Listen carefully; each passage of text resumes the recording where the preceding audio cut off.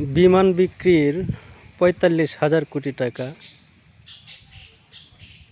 উচ্চমূল্যে gas বিক্রি, খাদ্য সামগ্রী বিক্রি, আরও কত কিছু বিক্রি করে বাংলাদেশ থেকেই কোটি কোটি টাকা নিয়ে সেই টাকাগুলো দিয়েই কিন্তু অস্ত্র তৈরি করবে।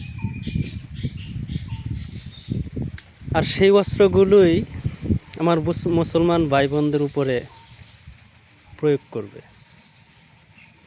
এই তো খেলা শুরু হয়েছে।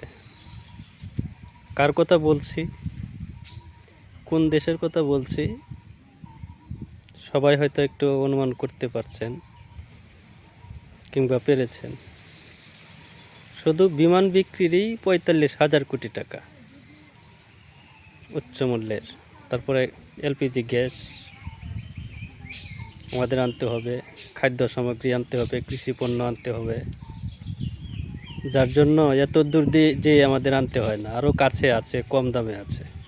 কিন্তু আমরা বাধ্য এখন উচ্চ মূল্যে ওই দেশ থেকে নিয়ে আসতে।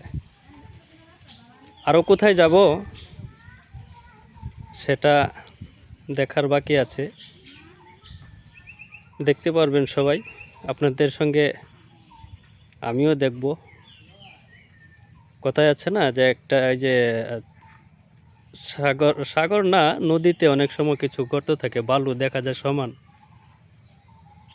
বড় যদি হয় তাহলে ওর মধ্যে যদি এমন চূড়া বালির যে গর্তগুলো থাকে ওর মধ্যে পড়লে ওঠা যায় না অন্য কেউ সহযোগিতা না করলে।